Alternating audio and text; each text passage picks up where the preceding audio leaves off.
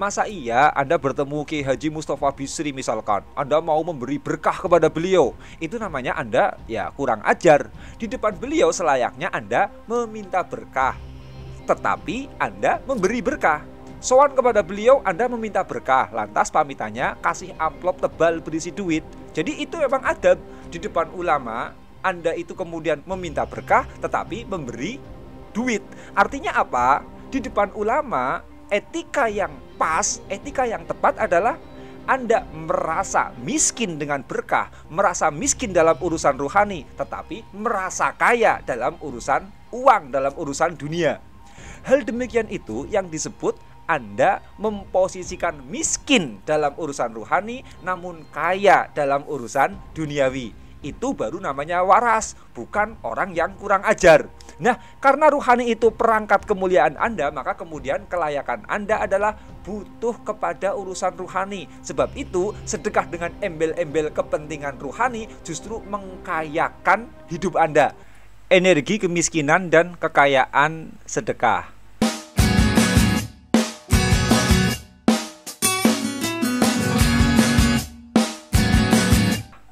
Sedekah itu lelaku spiritual, getarannya pun getaran energi spiritual. Karena itu kalau Anda mampu memahami energi sedekah, tentu sedekah bisa sangat radikal membawa Anda ke dalam sebuah perubahan. Anda harus paham bahwa sedekah itu bisa punya getaran energi kemiskinan, bukannya membawa energi kekayaan. Contohnya seperti ini, ada seorang calon legislatif. Di musim kampanye mereka bagi-bagi aneka hadiah ke masyarakat. Namun ketara sekali kepentingan duniawinya, yakni kepentingan ingin dipilih oleh rakyat menjadi wakil rakyat. Contoh lain adalah suap. Suap sebenarnya bentuk sedekah, cuma ada kepentingan duniawi besar di balik sedekahnya. Ingin naik jabatan, ingin diterima kerja, ingin lolos dari hukum dan seterusnya. Ada kepentingan besar di baliknya. Sedekah model di atas itu merupakan sedekah dengan energi kemiskinan. Getaran energi kemiskinan itu getaran meminta-minta dan getaran kekurangan. Hasilnya pun adalah kehinaan. Makanya mereka tidak ada mulianya.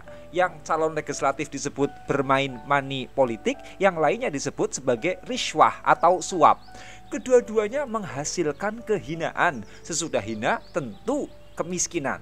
Sebenarnya sedekah dengan kepentingan diri itu tidak apa-apa, asalkan kepentingannya adalah kepentingan ruhani. Contoh, Anda kasih sedekah kepada ulama, niatnya ngalap berkah. Sedekah pada orang tua misalkan, niatnya minta doa restu kepada orang tua. Loh, sama-sama punya kepentingan diri, tapi kalau kepentingan duniawi, getarannya jadi getaran energi kemiskinan. Kalau kepentingannya adalah kepentingan rohani, getarannya menjadi getaran energi kekayaan. Karena begini, fitrah penciptaan Anda itu sudah penciptaan terunggul di segala isi penciptaan alam semesta ini.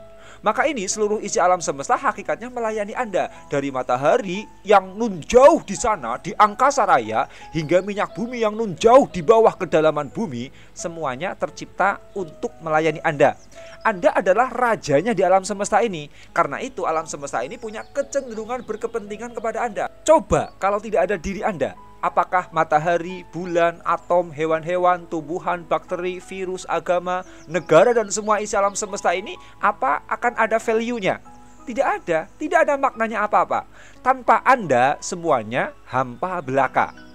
Lantaran akal pada diri Anda, isi alam semesta ini punya makna atau punya value. Dengan kemampuan memaknai ini, jadinya Anda berada di posisi raja. Isi alam semestalah yang punya kepentingan kepada Anda, bukan Anda yang punya kepentingan kepada isi alam semesta. Andalah rajanya, maka kemudian dengan seluruh isi duniawi ini, mental yang layak Anda pasang di dalam diri adalah mental kaya, yakni mental Anda tidak butuh kepada mereka. Lah, sekarang kalau Anda punya kepentingan dengan dunia, itu yang namanya ngasor alias merendahkan diri kepada dunia. Karena itu sedekah kemudian ada kepentingan duniawi di baliknya, maka energi sedekahnya menjadi energi kemiskinan. Termasuk sedekah kok energi getarannya ingin kembali berkali-kali lipat, itu tidak ada bedanya dengan energi suap. Ya, kelakuan seperti itu kelakuan yang seperti wedus. Ada lagi, kasih hadiah ke pacar, kasih hadiah ke selingkuhan. Itu juga sama, energinya adalah energi kemiskinan, seperti halnya suap, karena ada kepentingan duniawi di baliknya, yakni kepentingan syahwat kawin. Sekarang, kenapa sedekah dengan kepentingan ruhani hasilnya menjadi kekayaan? Ruhani itu bagian dari akal, karena akal dalam diri Anda, posisi Anda lantas menjadi raja di alam semesta. Tanpa akal Anda tidak lebih dari seekor kambing, seekor wedus. Karena itu Anda harus merendahkan diri kepada ruhani, berbalikan sikap Anda kepada kepentingan duniawi. Kalau dengan urusan duniawi Anda harus merasa kaya, harus bermental kaya, pasang mental tidak butuh. Kalau dengan urusan ruhani sebaliknya, Anda harus merasa miskin, harus pasang mental butuh. Soal berkah, soal doa, soal ilmu, soal adab, itu semua urusan ruhani. Di situ Anda harus merendahkan diri dan memiskinkan diri kepada ulama dan kepada guru. Boleh nih? 3, 2, 1. Kepada ulama dan guru, kepada orang tua, Anda harus meminta berkah dan doa. Itu namanya Anda miskin dalam urusan ruhani. Masa iya Anda bertemu Ki Haji Mustafa Bisri misalkan, Anda mau memberi berkah kepada beliau, itu namanya Anda ya kurang ajar. Di depan beliau selayaknya Anda meminta berkah, tetapi Anda memberi berkah. Sowan kepada beliau Anda meminta berkah, lantas pamitannya kasih amplop tebal berisi duit. Jadi itu memang adab. Di depan ulama Anda itu kemudian meminta berkah tetapi memberi duit. Artinya apa? Di depan ulama etika yang pas, etika yang tepat adalah Anda merasa miskin dengan berkah, merasa miskin dalam urusan ruhani, tetapi merasa kaya dalam urusan uang, dalam urusan dunia. Hal demikian itu yang disebut Anda memposisikan miskin dalam urusan ruhani, namun kaya dalam urusan duniawi. Itu baru namanya waras, bukan orang yang kurang ajar. Nah, karena ruhani itu perangkat kemuliaan Anda, maka kemudian kelayakan Anda adalah butuh kepada urusan ruhani. Sebab itu, sedekah dengan embel-embel kepentingan ruhani justru mengkayakan hidup Anda. Sekarang perhatikan getaran sedekah Anda, untuk kepentingan duniawi atau untuk kepentingan ruhanikah?